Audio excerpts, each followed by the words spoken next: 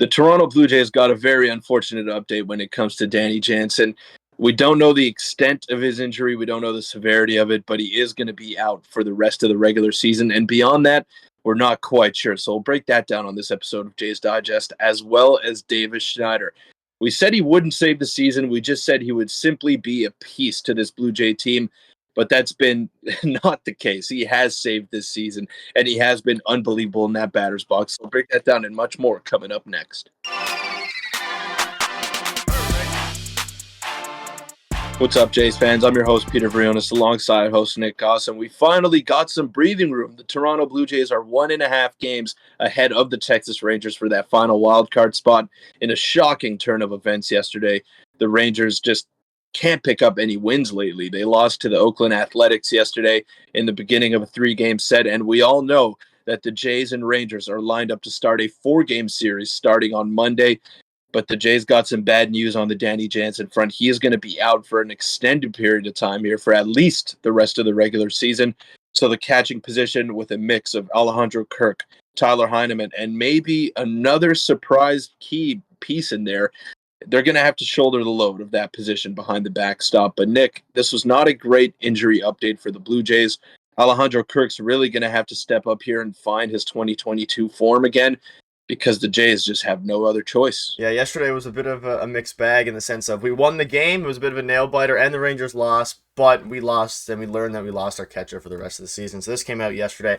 Danny Jansen underwent surgery to repair his finger, the one that got broken on that foul ball, complete freak injury, says the Blue Jays manager, Davis Schneider. He's out for the regular season. Anything beyond that is to be determined. So if there is a silver lining, my guess is they're hoping to have him back for the playoffs. However, who knows how likely that is. Luckily, we have Dalton Varsho, like you mentioned just then, who can catch. But realistically, we have Tyler Heineman as our backup catcher, and he doesn't hit the ball very well. But we saw yesterday, even when he pinch ran for Alejandro Kirk, he's a decent backup catcher. He's not going to hit the cover off the ball. He's very, very good at defense. He's very, very good at calling games. He's familiar with the staff, so that's a decent backup option. But looking at Danny Jansen, Peter, it's going to be very, very hard to replace his bat. This is the 3rd year in a row where he's been riddled with injuries, but when he's been healthy and on the field, his OPS is always phenomenal. He had an unbelievable season last year, and just when he was starting to break out this year, the injury bugs continue to hit him up until the last last month of the season when he ultimately got an injury and is out for the rest of the regular season, unfortunately. It's so unfortunate because he's a great player. He's a great catcher. He's a great hitter for the position as well, and he's just someone that offers so much versatility to the Toronto Blue Jays. He can run the bases. He can hit for power. He's just a guy that adds some protection to that lineup. Now, I like Alejandro Kirk as a player. I think he's very good. I think he's someone that's a couple of adjustments away from finding his form, his all-star form again, and he's going to have to go ahead and do that. And I guess the other silver lining that we could take out of this is that Alejandro Kirk hasn't played as many games as he did last season, and he's now fresh.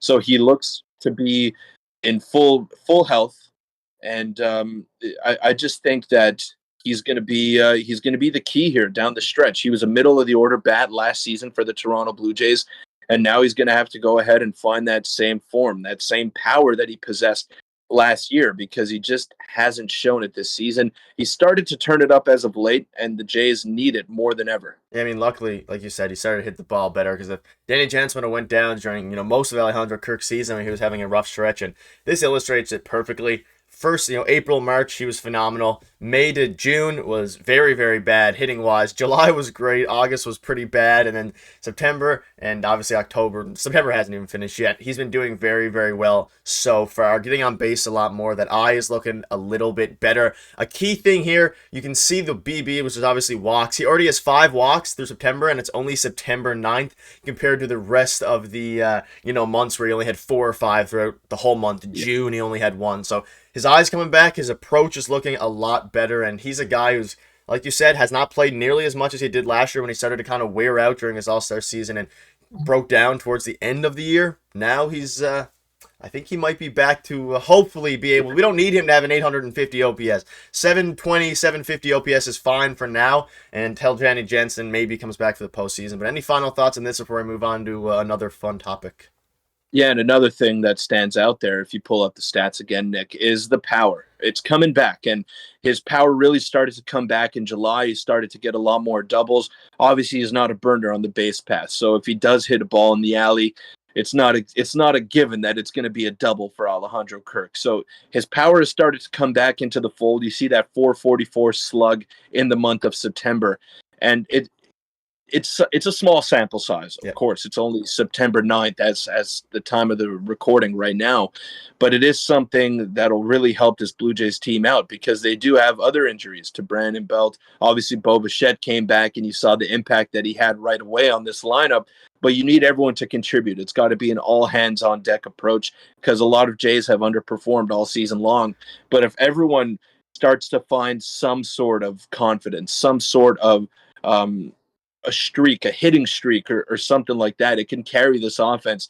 And especially against the Royals right now, this is a great opportunity to create some more separation. As I said in the intro, you're a game and a half ahead of the Texas Rangers now for that final wild card spot. You got to keep building on that. It's a great possibility that you go into the Texas series on Monday and you're still a game and a half ahead, but you want to have that breathing room. You don't want to give them any chance to creep back into the fold.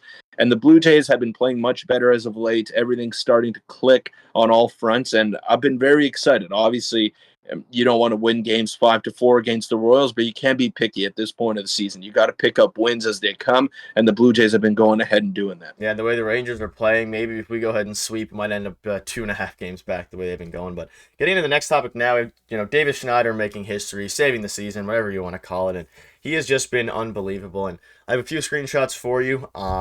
He's just been crazy, and we'll get into the game recap quickly as well. So, to 21 games, he's been on base 46 times, 17 extra base hits, 59 total bases. You can go through it all. His OPS plus is above 1,300.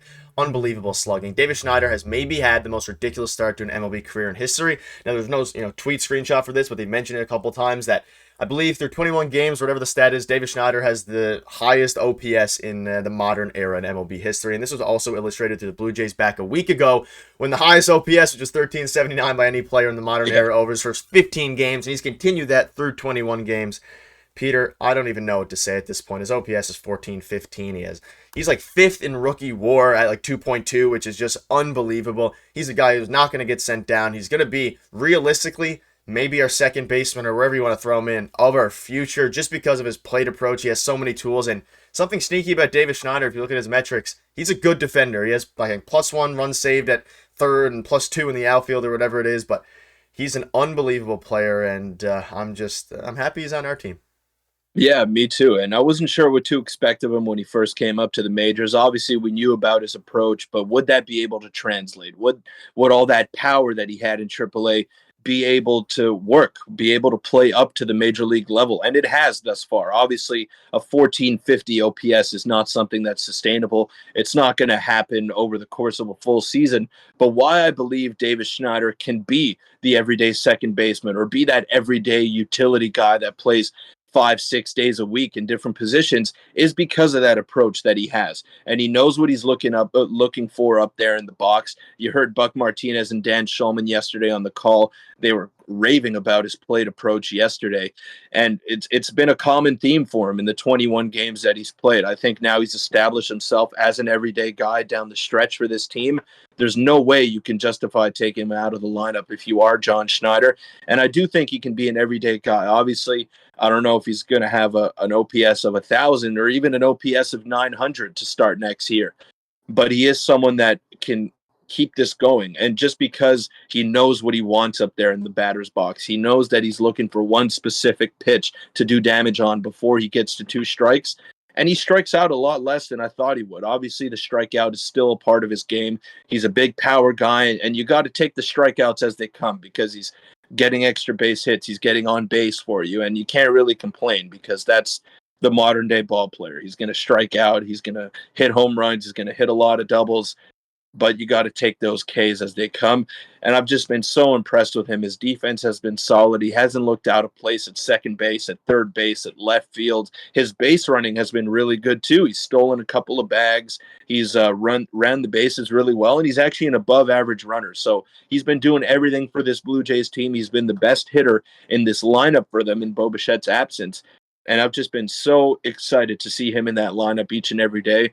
And definitely someone that I want to be the everyday second baseman starting in 2024. Yeah, especially with the way that Whit Merrifield is struggling.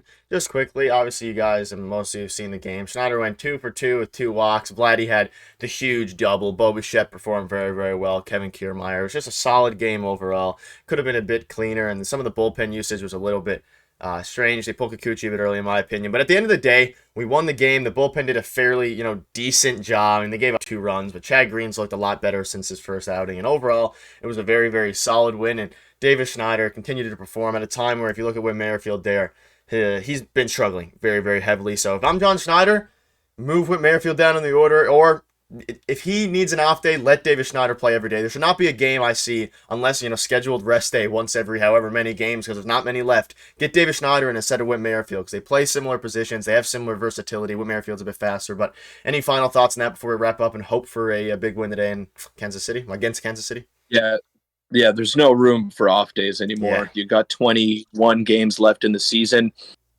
You can't be doing that right now. Now's not the time to give a scheduled rest day to a rookie that hasn't even played every day since he's come up to the major league. So you got to roll with whoever's hot. I love Whit Merrifield as a player. I think he's been one of the best players on the team this year, but right now he's just not hitting, and the power, the doubles are not there. And yeah, he's got great speed, but he's just not getting on base. His average was about 305 a couple of weeks ago. It's now creeped down below 280, if I'm not mistaken, or it's around 280. So he's been hitting into a lot of double plays with runners in scoring position. He's been taking the Blue Jays out of a lot of rallies, and I'm not going to pin any blame on Whit Merrifield. I think he's been one of the best players on the team. I think he's been having a great year as well. I don't know where this team would be without him, but right now, Davis Schneider has to be the one playing at second base every day or playing in left field every day when Whit Merrifield is there. So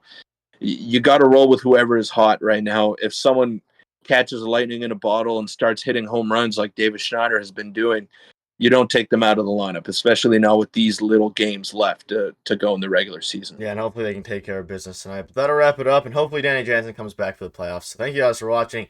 We need to win tonight. We need to win every game we can before the Texas Rangers series, so hopefully they can do that, and we'll see you guys tomorrow.